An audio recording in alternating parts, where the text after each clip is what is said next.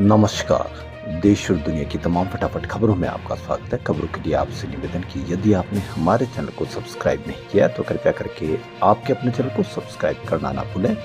आप सब्सक्राइब करते हैं तो हमें हिम्मत होती है सही और सच्ची खबरें आप तक पहुंचाने की। वरना मीडिया में किस तरह की खबरें आपको दिखाई जा रही है यह आप भली भांति जानते हैं। मीडिया में राहुल गांधी पर कोर्ट के द्वारा की गई टिप्पणी पर पूरा मीडिया शानदार कवरेज करते हुए राहुल गांधी को घेरने की कोशिश कर रहा है, जबकि ट्रंप ने टैरिफ की धमकी देकर कितनी बड़ी घेरने की कोशिश की है इस पर आप कहीं पर भी बड़ी चर्चा नहीं देखेंगे। बड़ी चर्चा तो बहुत दूर की बात है, इस पर यह भी नहीं कहा जा रहा या यह भी नहीं बताया जा रहा कि इससे भारत पर क्या फर्क पड़ेगा, जबकि राहुल गांधी पर की गई टिप्पणी को लेकर पूरा देश का मीडिया लगा हुआ है। इसी क्रम में कांग्रेस महासचिव प्रियंका गांधी ने जवाब दिया। प्रियंका गांधी ने आज संसद परिसर में कहा कि माननीय जजों का पूरा सम्मान रखते हुए मैं ये कहना चाहती हूँ कि वह यह तय नहीं करेंगे कि सच्चा भारतीय कौन है। उन्होंने कहा कि सरकार से सवाल पूछना विपक्ष के नेता का कर्तव्य है। मेरा भाई कभी भी सेना के खिलाफ नहीं बोलेगा, उनके प्रति सम्मान रखता है। भाई की बातों का गलत मतलब निकाला गया। दरअसल प्रियंका का ये जवाब सुप्रीम कोर्ट के राहुल के सच्चे भारतीय होने पर उठाए सवाल पर आया है।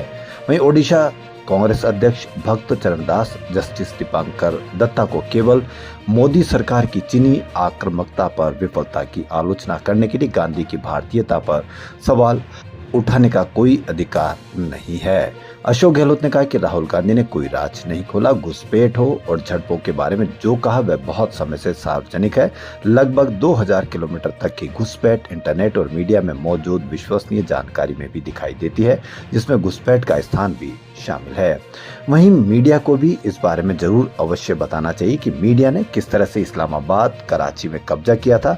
तो क्या मीडिया वहां जाकर उनके साथ देखने गया था या मीडिया वहां मौजूद था, भारतीय मीडिया, तो उसने किस तरह से ये बताया कि इस्लामाबाद पर भारत का कब्जा हो गया है।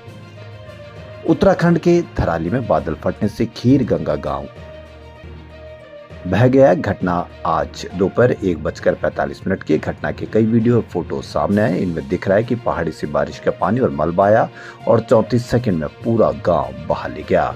उत्तरकाशी के डीएम प्रशांत आर्य ने बताया कि अब तक 4 लोगों की मौत की खबर मिली है। 50 से ज्यादा लोग लापता है। कई लोगों के दबे होने की खबर है। धारावी गांव देहरादून से 218 किलोमीटर और गंगोत्री धाम से मात्र 10 किलोमीटर दूर है। रेस्क्यू टीम एसडीआरएफ एनडीआरएफ के साथ आर्मी भी मौके पर मौजूद है। आप कहीं देखना कि इस पर कहीं पर भी आप मीडिया पर चर्चा देखेंगे या नहीं देखेंगे। मीडिया पे अभी भी राहुल गांधी पर ही चर्चा की जा रही होगी। जम्मू कश्मीर के पूर्व राज्यपाल सत्यपाल मलिक का मंगलवार को लंबी बीमारी के बाद दिल्ली के राम मनोहर लोहिया अस्पताल में निधन हो गया। उन्होंने दोपहर 1:12 पर अंतिम सांस ली। सत्यपाल मलिक लंबे समय से किडनी की बीमारी से जूझ रहे थे। 11 मई को हालत ज्यादा बिगड़ने पर उन्हें अस्पताल में भर्ती कराया गया था। वह जम्मू कश्मीर, बिहार, गोवा और मेघालय के राज्यपाल रहे। सत्यपाल मलिक ने 17 अक्टूबर 2021 को राजस्थान के झुंझुनू में एक कार्यक्रम में कहा था कि उन्हें जम्मू कश्मीर का राज्यपाल रहते करोड़ों की रिश्वत ऑफर हुई थी। उस दौरान उनके पास 2 फाइल आई थी। इनमें एक बड़े उद्योगपति और दूसरी महबूबा मुफ्ती और भाजपा की गठबंधन सरकार में मंत्री रहे एक व्यक्ति की थी। मलिक ने कहा था कि उनके सचिवों ने बताया कि इसमें घोटाला है। इसके बाद उन्होंने दोनों डील रद्द कर दी थी। उन्हें दोनों फाइलों के लिए 150 करोड़ रुपए देने का ऑफर दिया गया था। मलिक ने कहा था कि मैंने कहा था कि मैं 5 कुर्ता पायजामा के साथ आया हूं और सिर्फ उसी के साथ यहां से चला जाऊंगा। जब सीबीआई पूछेगी तो मैं ऑफर देने वालों के नाम भी बता दूंगा। कांग्रेस नेता राहुल गांधी ने 14 अक्टूबर को जम्मू कश्मीर के पूर्व राज्यपाल सत्यपाल मलिक का इंटरव्यू किया था। 28 मिनट की इस बातचीत में राहुल ने सत्यपाल मलिक से मणिपुर में हिंसा, पुलवामा हमला, किसान आंदोलन और जातिगत जनगणना समेत कई मुद्दों पर चर्चा की। मलिक ने राहुल से कहा कि चुनाव में सिर्फ 6 महीने रह गए। मैं लिख कर दे रहा हूं कि अब मोदी सरकार नहीं आएगी। संसद मानसून सत्र के 12वें दिन भी विपक्ष बिहार वोटर लिस्ट वेरिफिकेशन मामले पर प्रदर्शन जारी है। लोकसभा और राज्यसभा को हंगामे के बाद 2 बजे तक के लिए स्थगित कर दिया गया। कांग्रेस अध्यक्ष मल्लिकार्जुन खड़गे ने राज्यसभा में 1 जुलाई को सीआईएसएफ कमांडो को बुलाने का विवाद सदन में उठाया। उन्होंने कहा कि विरोध करना हमारा अधिकार है, लोकतांत्रिक तरीके से विरोध करेंगे। खड़गे ने उपसभापति हरिवंश नारायण से कहा कि सदन में सीआईएसएफ लगाया गया था, इसलिए मैं पूछना चाहता हूं कि ये सदन आप चला रहे हैं या अमित शाह चला रहे हैं। इस पर हरिवंश ने कहा कि सदन में सीआईएसएफ जवान नहीं, मार्शल थे।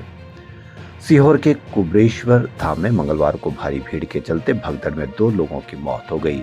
आपको ध्यान है, कर्नाटक में आईपीएल के बड़ी जीत के बाद में वहां भीड़ में भगदड़ हुई, भगदड़ में लोगों की मौत हो गई।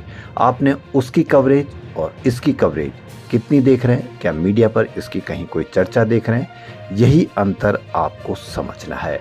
जब यह अंतर समझ गए तो आप समझ लो कि आपको अपने बच्चों की बेरोजगारी की चिंता होना शुरू हो गई है, आपको महंगी शिक्षा की चिंता होना शुरू हो गई है, या आपको अस्पताल में अव्यवस्था दिखती है तो उस पर भी अब आपको चिंता होना शुरू हो गई है। यदि आप इन घटनाओं को इस तरह से नहीं समझेंगे तो यानी अब आप समझ लो कि अभी भी आपके लिए बहुत समय है, और समय रहते आप संभले तो ज्यादा अच्छा है। प्रदीप मिश्रा बुधवार को कुबरेश्वर धाम से चितावलिया हेमा गांव तक कावड़ यात्रा निकालने वाले इसमें शामिल होने के लिए एक दिन पहले ही बड़ी संख्या में श्रद्धालु पहुंच गए थे। भीड़ बेकाबू हो गई और भगदड़ मच गई, लेकिन आप कहीं पर भी इसकी कहीं कोई चर्चा नहीं देखेंगे। चीनी घुसपैठ को लेकर राहुल गांधी के बयानों पर सुप्रीम कोर्ट की टिप्पणी के बाद अब पूर्व सीएम अशोक गहलोत ने उनका बचाव किया। गहलोत ने राहुल गांधी का समर्थन करते हुए कहा कि राहुल गांधी ने कोई गोपनीय जानकारी साझा नहीं की है। चीनी घुसपैठ की जानकारी इंटरनेट और विश्वसनीय स्रोतों पर मौजूद है। उनसे बड़ा देशभक्त कौन हो सकता है? गहलोत ने एक्स पर लिखा, राहुल गांधी ने कोई गोपनीय जानकारी साझा नहीं की। गलवान में चीनी घुसपैठ और झड़प जिसमें 20 भारतीय सैनिक शहीद हुए की जानकारी पहले से सार्वजनिक रूप से मौजूद है। चीन की ओर से भारत में लगभग 2000 किलोमीटर तक की घुसपैठ और उससे संबंधित जगहों की जानकारी भी इंटरनेट और मीडिया में विश्वसनीय स्रोतों पर उपलब्ध है। गहलोत ने लिखा कि देशभक्ति का सबसे बड़ा स्वरूप होता है देश के लिए अपने प्राणों की आहुति देना। राहुल गांधी के पिता राजीव गांधी और उनकी दादी इंदिरा गांधी ने भारत देश के लिए बलिदान दिया है। राहुल गांधी ने 4000 किलोमीटर की पदयात्रा कर देश के आम जन की समस्याओं को सरकार के सामने रखने का काम किया। उनसे बड़ा देशभक्त कौन हो सकता है? आम आदमी पार्टी के नेता और दिल्ली प्रदेश अध्यक्ष सौरभ भारद्वाज ने आज फिर बीजेपी पर बड़ा आरोप लगाया। सीबीआई कोर्ट द्वारा सोमवार को भ्रष्टाचार के केस में सत्येंद्र जैन को क्लीन चिट मिलने पर निशाना साधा। उन्होंने कहा कि सत्येंद्र जैन को भी आधा न्याय मिला है। उनको पूरा न्याय तब मिलेगा जब झूठे आरोप लगाकर उनको बदनाम करने वालों के ऊपर भी कानूनी कार्रवाई की जाएगी। सौरभ भारद्वाज ने इसी के साथ ये मांग भी की कि सत्येंद्र जैन पर झूठा आरोप लगाकर उनको बदनाम करने वाले भाजपा के वरिष्ठ नेता व तत्कालीन नेता प्रतिपक्ष विजेंद्र गुप्ता और एलजी व सीबीआई के अफसरों के ऊपर भी मुकदमा दर्ज किया जाना चाहिए। सौरभ भारद्वाज ने हमला बोला कि पहले विजेंद्र गुप्ता एक झूठी शिकायत करते हैं, फिर एलजी साहब उस शिकायत को सीबीआई को भेज देते हैं। शिकायत में कुछ होता नहीं है, फिर भी सत्येंद्र जैन पर झूठा केस दर्ज होता है। इसके बाद बिना सबूत के सीबीआई जांच शुरू करती है और सत्येंद्र जैन और उनके परिवार के साथ आम आदमी पार्टी को लगातार परेशान किया जाता है। इस पर भी आप अवश्य कमेंट करके बताएं कि क्या इस तरह के केस करने से एक तरह से कौन बदनाम होता है। इस पर भी आप अवश्य कमेंट करें। तो देश और दुनिया की तमाम फटाफट खबरों में फिलहाल इतना ही। यदि आपको हमारा चैनल पसंद आए तो लाइक, सब्सक्राइब और शेयर अवश्य करें। धन्यवाद।